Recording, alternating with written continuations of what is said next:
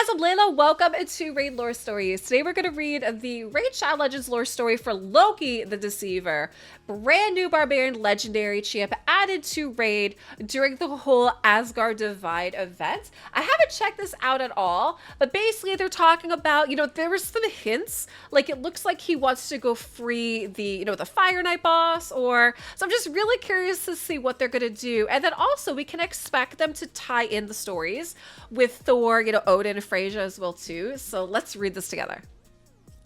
One of the last Fae created the Dance of Darkness, Loki emerged as a new realm of monsters and malign forces were brought into the world. Far from horrifying him, however, their sheer variety fired his imagination. Possessed of a deep sense of mischief and a thrill-seeking nature, he taunted the seemingly endless stream of new hideous creatures at leisure until the Dance of Darkness suddenly stopped. Disappointed, Loki set out to see the world. He found peoples, lands, nations, flora, and fauna. When Loki was not entertained by them, he entertained himself. He transformed into different people and creatures to fool those he encountered, leading them on wild chases into the middle of nowhere, or tricking them into believing he was a friend or a family member. Loki was content only with his own company for many years. He had no desire to belong to any society. He saw their laws, guidelines, and codes and sneered in disgust. Many people he saw claimed to be free, but he knew that with all their obligations to lords, lands, and families, their chains were merely invisible. For Loki, Teleria was to be enjoyed without moderation. During the Great Divorce, Loki watched the torturous meat grinder that was firstborn to firstborn battle. Not even the greatest trickster could find delight in what he beheld. For the first time, he realized that the creators of Teleria had just as much power to destroy as to make. After, as centuries wound on, Loki witnessed unimaginable slaughter dealt in the gods' names. Meddlers, rule-setters. That's what they were. They couldn't leave well enough alone, and seemed content with destroying the world Loki loved to experience. The gods had to be removed. Should either win, he believed, they would assert their will over Teleria without challenge. Until he found a way to ensure the gods could no longer influence Teleria, Loki fought to maintain their stalemate. In conflicts such as the Great War, he shape-shifted to commanders and gave false orders. In battles, he changed sides multiple times, slipping between the ranks to kill powerful warriors or sabotage war machines to tip the balance. With a nigh peerless charm and charisma, he won nobles, chieftains, and warlords over easily, only to give them ruinous advice to turn them against their most loyal followers and associates. Loki tried to find the gods' weakness all the while. He shrugged off ideas about opening closed portals to Anathrad, for they helped Siroth too much, and given they would have closed before, could be closed again. He considered freeing Hellraiser the dragon, but knew such an act was too small to draw the attention of the gods. Frustrated, Loki journeyed to the Red Spike Mountains to rest his mind. There, quite unexpectedly, he discovered an entire Fae civilization base at a great hall keep called Asgard. All the Fae there were older than him, with different knowledge and perspectives. Loki listened to them all closely. As much as he could talk with Frasier Fateweaver on the beauty of the world, the two never bonded. Part of the fun of life was its unpredictability, and our future scrying was incompatible with that.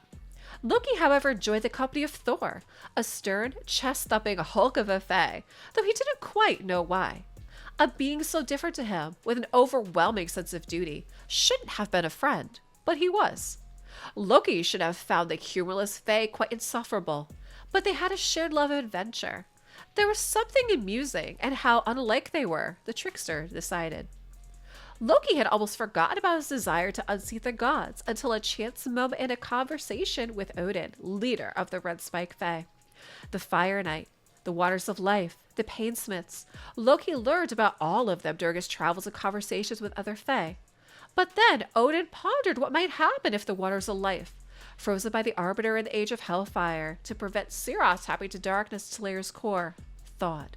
Such an act, Loki realized, would be the first of a chain that would guarantee the gods' intervention and, if he made the right moves, their defeat. With the Painsmiths, he could free the Fire Knight, and together they might have the brute strength, tactical ingenuity, and magical power to melt the frozen waters.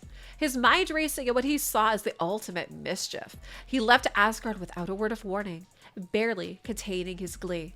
Little did he know it would take centuries for his plans to come to fruition. Even then, he had a feeling his deeds would not escape the notice of Freyja once they were put in motion, who would waste little time in learning Odin and Thor. He would need to prepare. Okay, guys, this is a fun story. So yeah, kind of like as we have hinted, it looks like after listening to Odin's stories, he has this scheme, this idea now that he wants to free the Fire Knight, wants to basically thaw the waters of life that were frozen by Arbiter, basically start like this massive catastrophic event.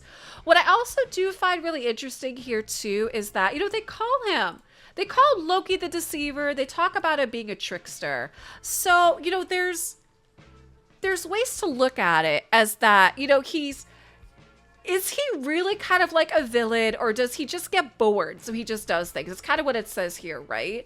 Is that, he got bored with what he saw, so that he started just shape-shifting and pretending to be somebody else. But then he took it upon him to kind of like insert himself during a lot of these battles and wars. And he sees the gods Lume and Siroth as both kind of equally being evil and causing corruption and trouble, right?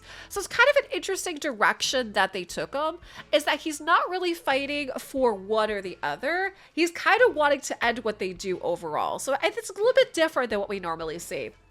Guys, I'd love to know what you think for the lore story for Loki the Deceiver. Drop me a comment down below, and thanks for watching.